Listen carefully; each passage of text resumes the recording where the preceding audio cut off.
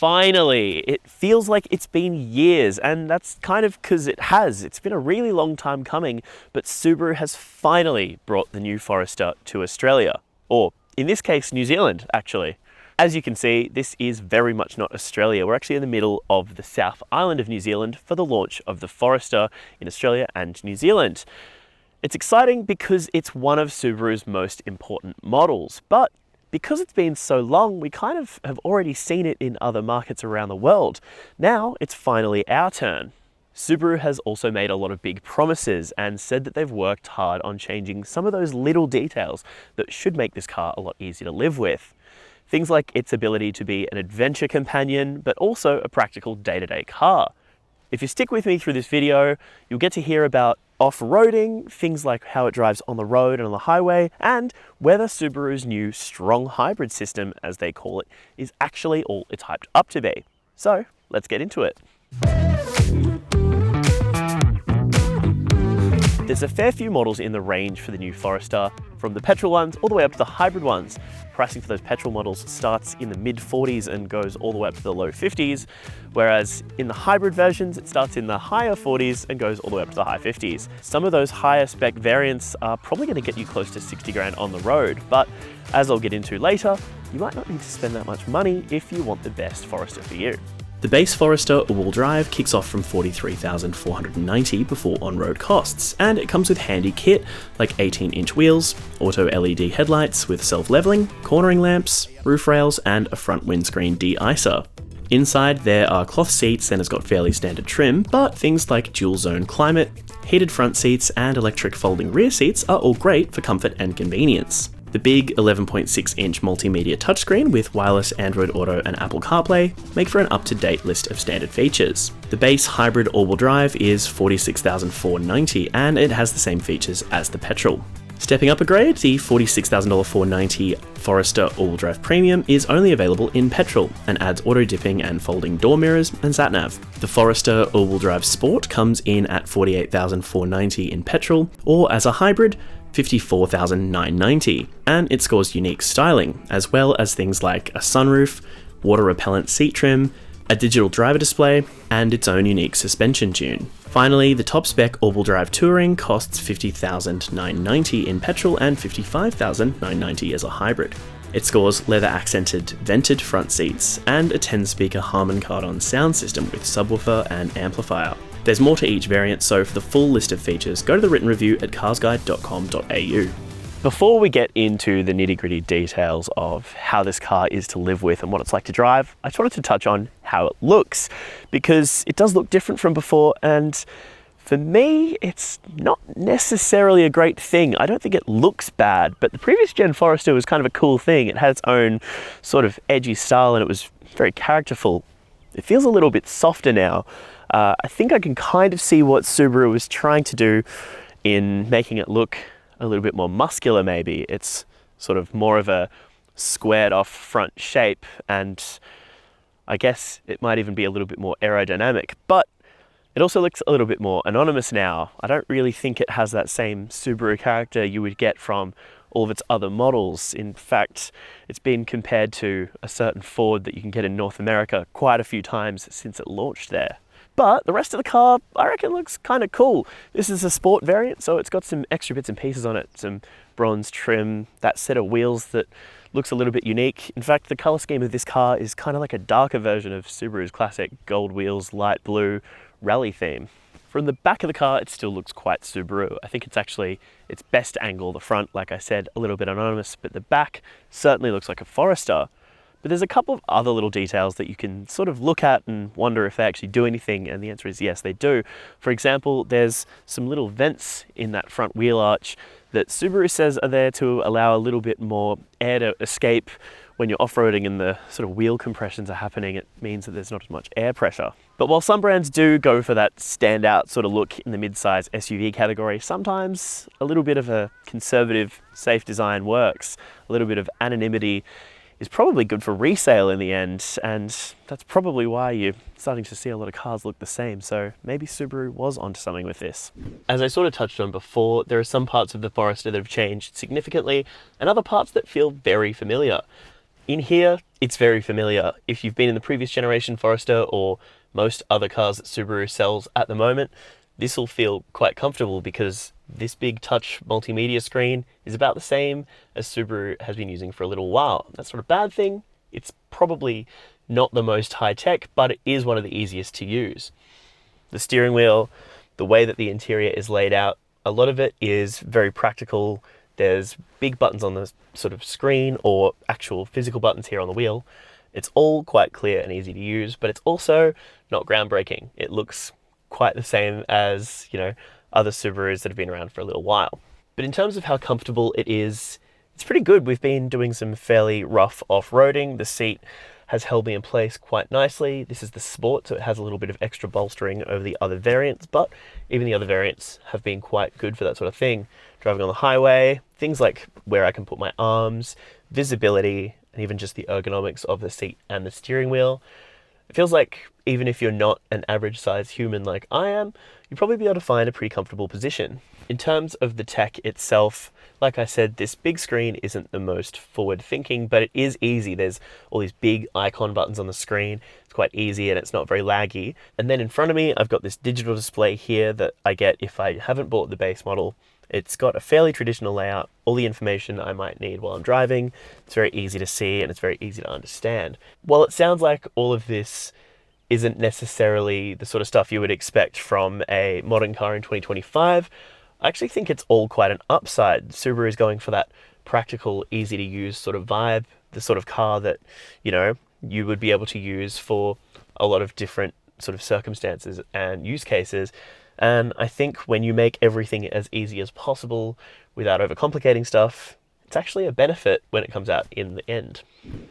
In good news for backseat dwellers, it's spacious. I'm, as I mentioned, a normal sized human. I'm 5'11", and I've got heaps of knee room, headroom, shoulder room. There's even so much space for my feet to sit under the seat in front of me. It's all good. I don't have any cramped feelings.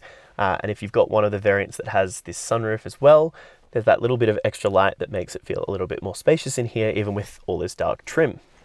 There's also a few other benefits back here. I've got a USB-A and a USB-C port. There's vents individually for each side so that people don't have to argue over who gets the air.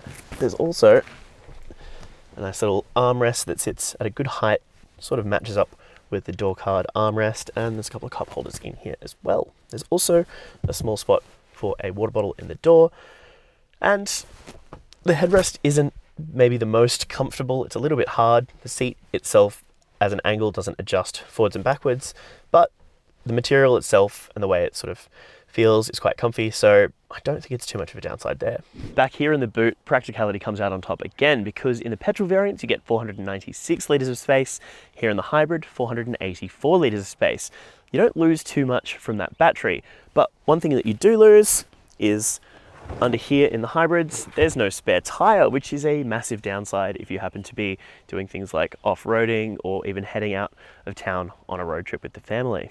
The upside though is that if you fold those rear seats down, which you can do with the press of a button back here, is that both variants get almost 1200 litres of space in that full sort of cavernous area. So in terms of practicality, lots of space to put things and plenty of room for gear for your trips away.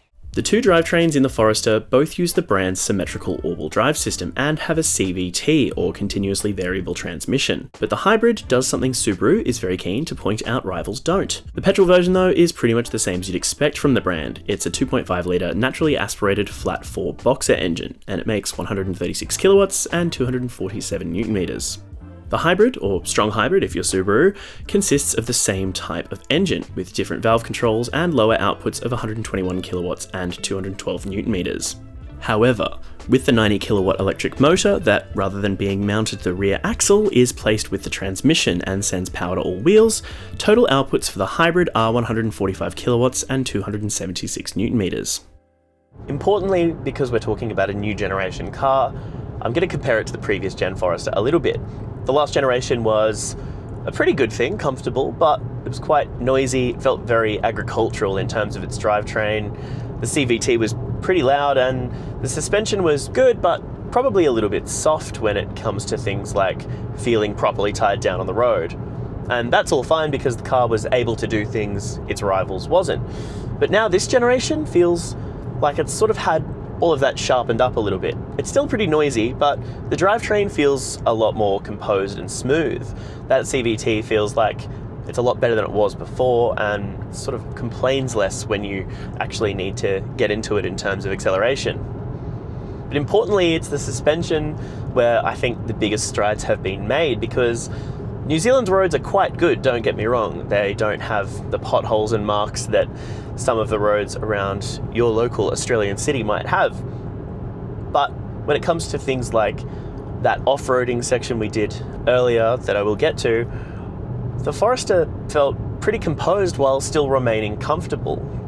Its suspension wasn't tossing the car around or anything like that, and I was able to sort of judge how much I might need to change my steering input based on changes in the road camber or anything like that without having to then readjust for the way that the suspension let the car lean or tilt.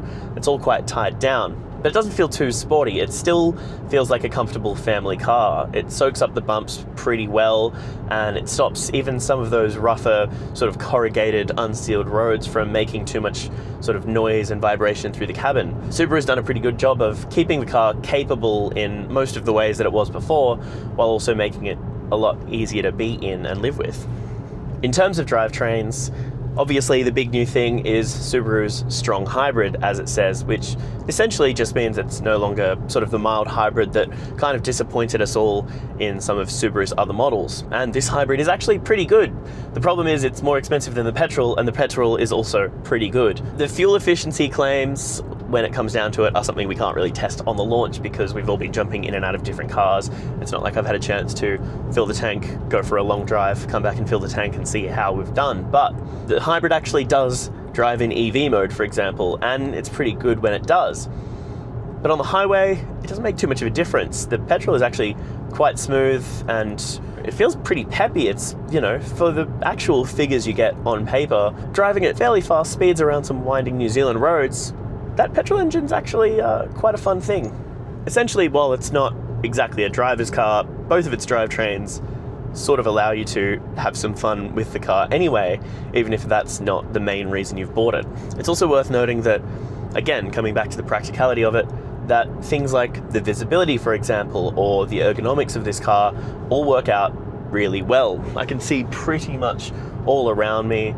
It's sort of like, you know, a visual, almost 360-degree view. One of the things Subaru said they've done is make these headrests just a little bit more narrow so that if I was to do a shoulder check, it's not impeding my vision.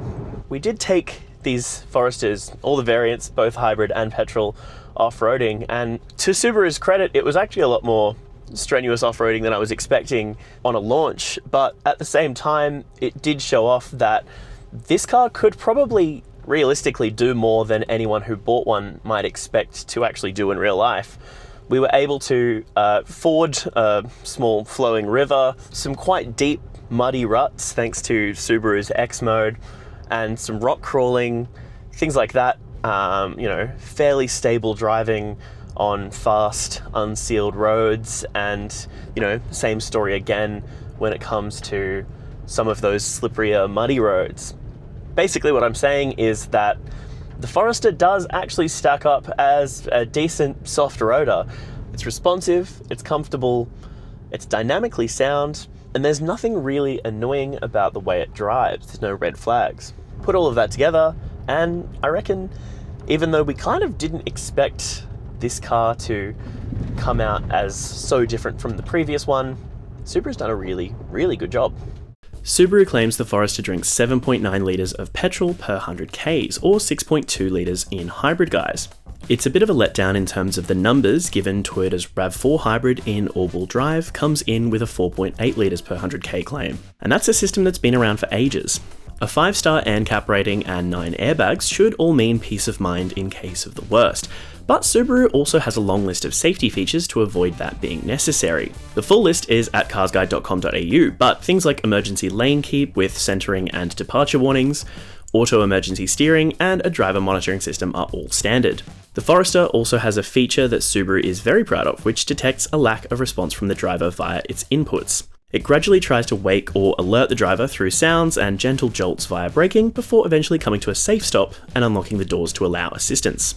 Something else to point out as well is that the safety systems in this car are not too intrusive. I was wearing sunglasses for most of yesterday while we were driving, and it kept telling me to pay attention to the road, which suggests that either the car hasn't been able to recognize that my eyes are indeed looking forwards, or that 1 second where I've had to look at the screen to check a map has set off the driver monitoring.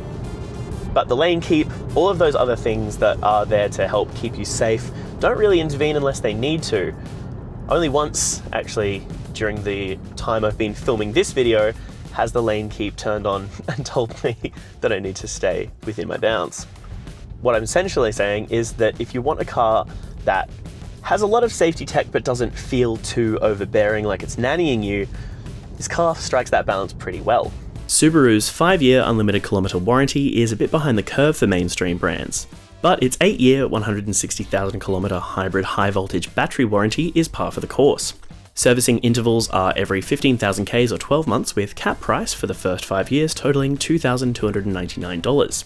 Subaru also offers 12 months of complimentary roadside assistance.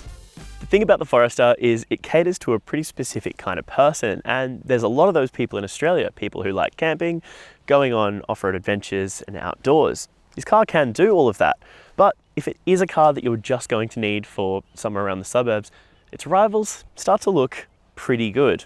Fortunately for Subaru, they've got a pretty strong customer base of people who are willing to come back, buy those cars, and when it comes down to it, their cars are kind of the only ones that can do all of those things. So if you need a Forester, now's the time, because I reckon it's probably never been better.